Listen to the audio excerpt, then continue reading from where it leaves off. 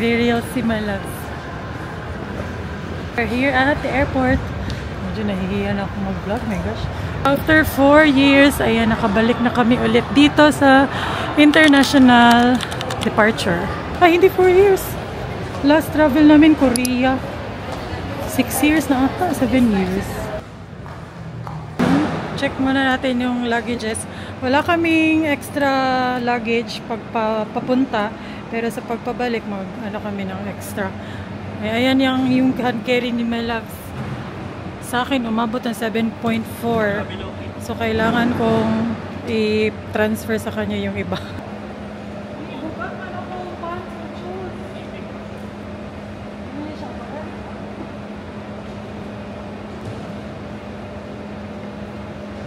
Kuripot pa more. Ba't kaya lumampas pa to is? Hindi naman ako nagdala ng mga bibigat. Kasi doon lang kami bibili ng mga outfit. Yun yung plano. Pero umabot na rin yung 7 kilo. Pasti ka? Ako dyan isa yung sapatos ba? We learned our lesson. Pag nasa ibang bansa ka, mamimiss mo talaga yung Filipino food. Di ba? May sod ka, Ken? Liman ka, ano? Wala pa ganin ni sud. Oh, baka nun ay sud, pero 10 kilos. 10 kilos.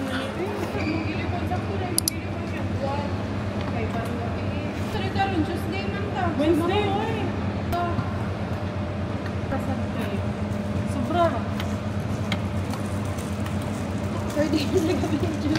Special shout out to Jason, my Kapwa Bini fan. Naging printing office na si Jason, guys. Siya yung nagprint ng mga e-travel namin. Ayun, sa mga magta-travel internationally, kami nga ng ilang years na kami hindi nakakapag-travel internationally. Ngayon lang namin nalaman na kailangan ng e-travel. So, i-download nyo yung eGov na app and then gagawa kayo ng ganito. Travel declaration. So, nandun yan sa app. And then, yung ibang pinrint namin is ayan! So, ito yung travel voucher namin from Holiday Factory. So, sa Holiday Factory kami nag-book, guys. Ayan.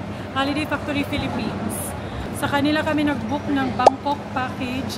Kasama na hotel, flights, travel insurance, airport pick-up, and then airport transfers, papuntang airport. Yun lang yung pinrint namin. So, ayan. Nandito na yung, hindi na ako marunong mag-vlog, guys. Dito yung kapatid ko, tsaka yung boyfriend niya, si Kent. May kasama pa kami sila RJ, viewer and naging kaibigan na din namin.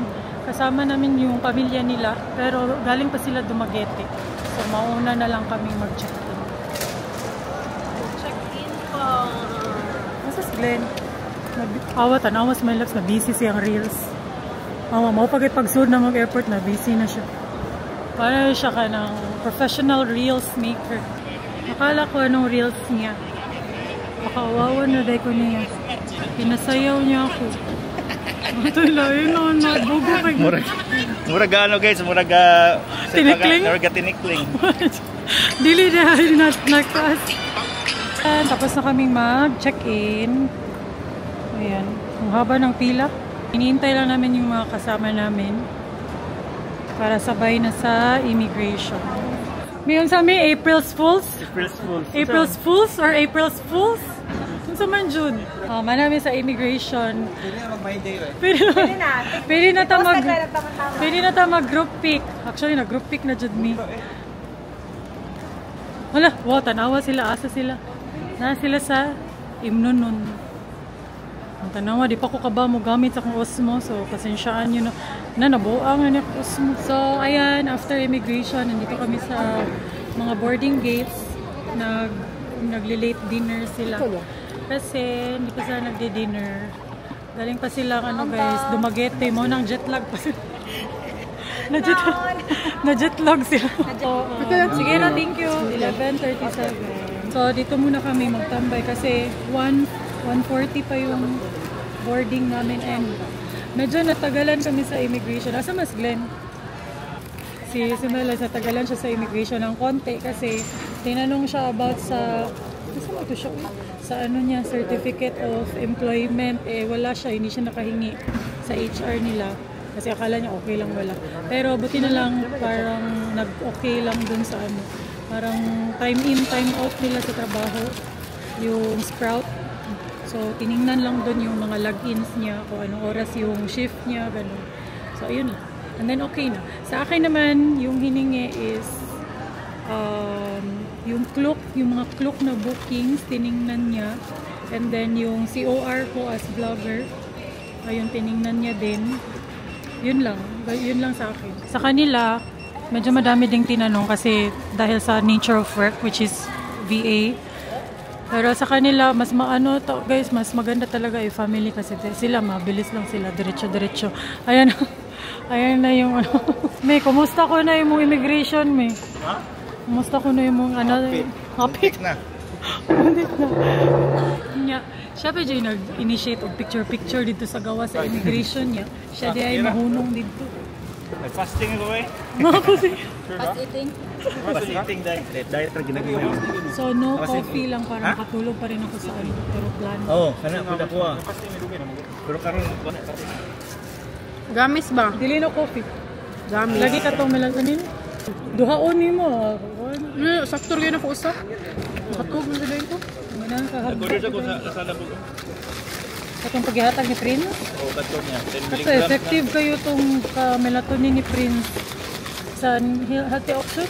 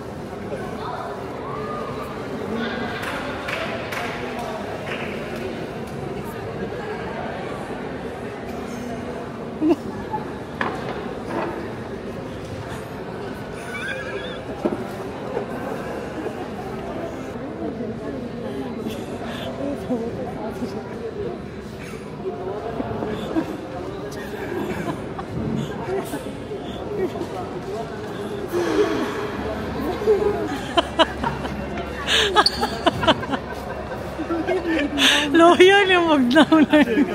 Alam sa kakit. Finally, order na. Book ka na kayo.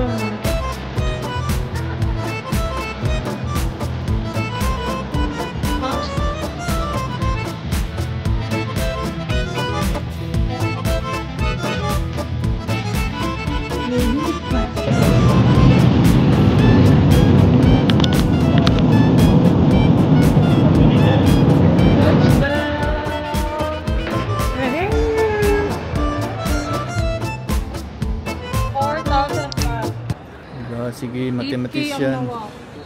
Murag piso lagi. Murag piso lang. No? Withdraw na ng pera. So, bili kami ng SIM card dito. Nagpa-exchange na kami ng pera. Pero nag-withdraw lang kami through GoTime na bank. I mean, a card. GoTime. Kasi yun yung na-research ko na mas malaki or okay yung exchange. And then ngayon, bumibili kami ng SIM card. Ito yung ano nila. Yung parang smart nila dito. Oh, English. I get. Dual SIM na din yung iPhone 16. Pagtaon niya, yun ang i-bali-bali ba? Hello guys! Bumili na ako ng ano sa convenience. Di na dyan madagog. Kung na dyan kayo, akong i-imagine kaya ang KFC nila. Pero why KFC din? So, ayan, finally guys, sa Wadika Hotel. So, ayan yung S33 Compact Hotel. Ganda yung location niya. Ang daming mga, ano, meron din 7-Eleven dyan. So, ayan yung hotel namin.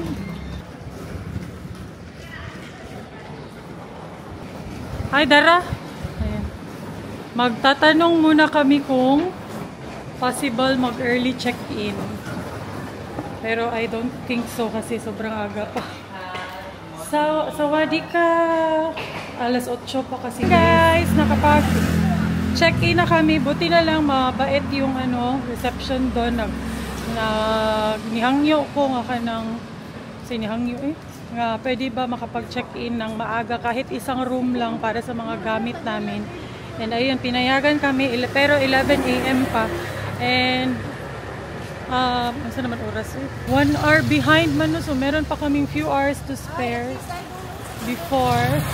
So sa labas ng hotel, ayan, may 7-Eleven kaagad. Ano yung ATM mo? Meron din ATM. Ayan, ala, ito talaga yung na-miss ko guys, yung 7-Eleven. Kasi ang daming mabibili dito. Ayan. Ayan, meron silang mga pan. Wala, hindi ko ito na-try noon.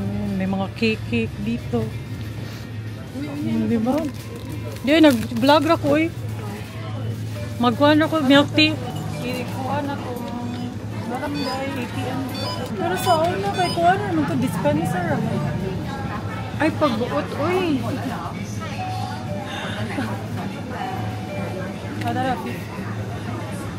Dito man mabayad ko.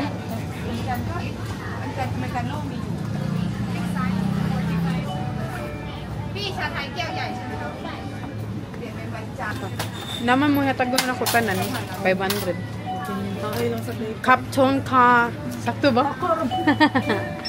Ang sa day? Kapkon ka?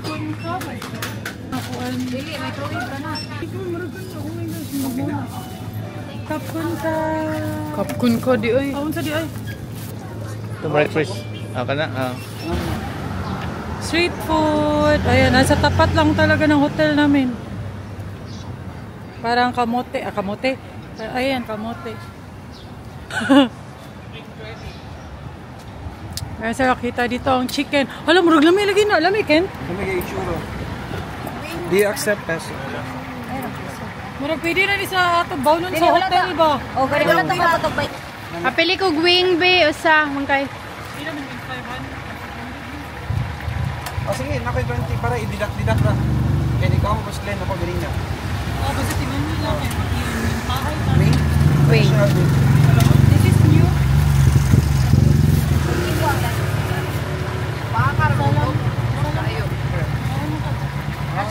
Nasa yung Murag Plaza ka. Just one. May porta na din, bayad na ka? Kanya is... Kanina lang.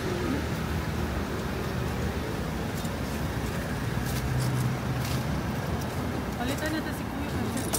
20 na. Dawat mo siya. Barbecue na nila. Natin yung chicken na street food nila. 25 baht. Pila yung peso? Kalami. Mga 30. Pila peso? 30? Mga 32, So, 33. same basta kuha. So, mas palaki. Mura Ayun, na, ang sarap. mura na sa KFC kada ka.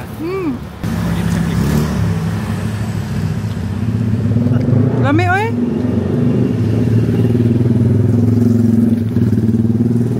Lami. Masarap siya. Nakasan na to ang mga kauban. Muna, vlog pa more. So ngayon, naghahanap kami ng cafe or breakfast place. Kasi wala pa nga kaming breakfast guys. And naghahanap kami ng place na matatambayan while waiting for our room. Dami ditong mga massage.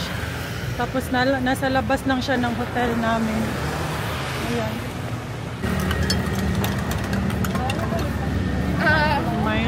Milo dinosaur.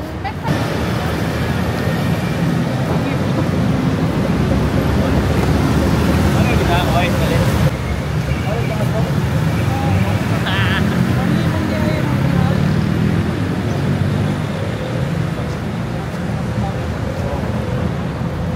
Face track siya.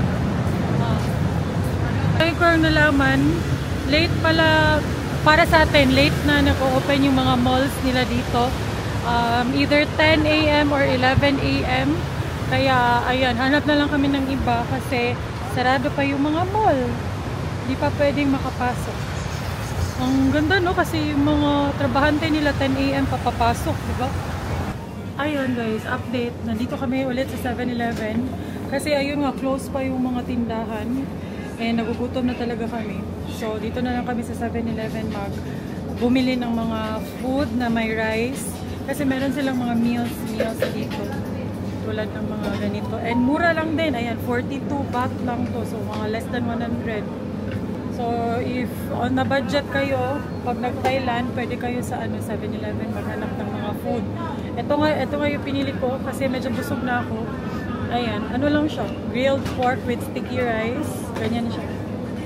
Tapos, 30 baht lang.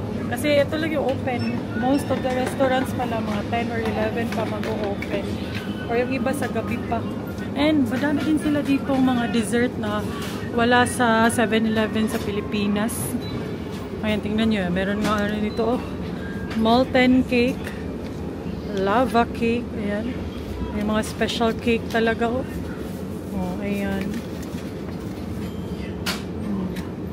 Ayan, oh. Ang dami. Dami niyong mapagpipilian. Tapos, hindi siya ganun kamahal. Ayan, may mga salad din. Ayan, sa mga nagda-diet dyan. Even grapes. Tingnan nyo yung grapes. 59 baht. Ayan, berries.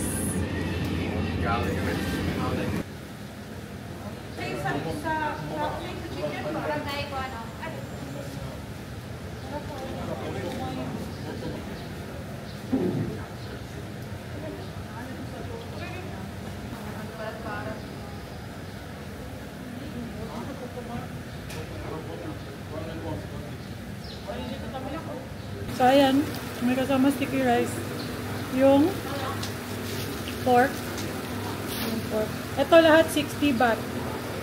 So, mga more or less 100 ni May. May diri May. Oh. Kitchen man yun. More or less 100 baht. Meron ka ng fried pork and sticky rice. It's okay to eat here. Yung sticky rice, para siyang putumaya sa atin. Pero, matabang lang. Or, hindi siya matamis ba? So, masarap siya. So, ayan yung pork.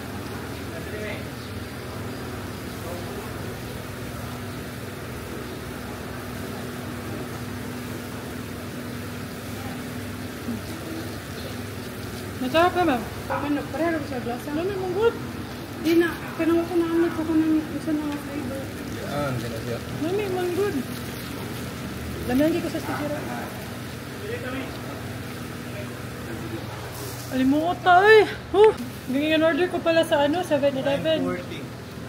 Ayan, yung 30 baht. More or less 50 pesos lang siya. Nice spoon me.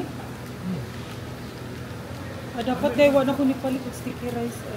Nandito lang kami sa labas ng hotel kasi wala pa nga open. And walang tables and chairs yung 7-Eleven. So ayan yung nasa loob.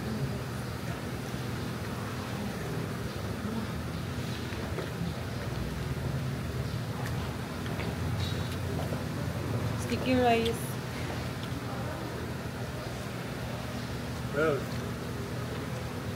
Hello? Sweet and spicy. Sweet and spicy pork. Ito na. Okay lang. Okay lang.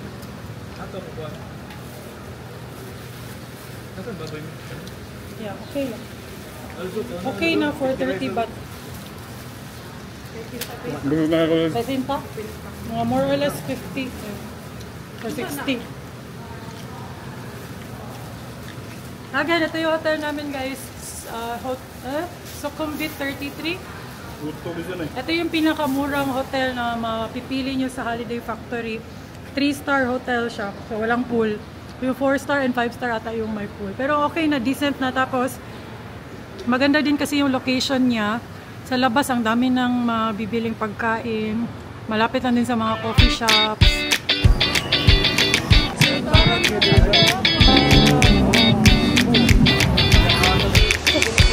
Para condition. Kasi sobrang init.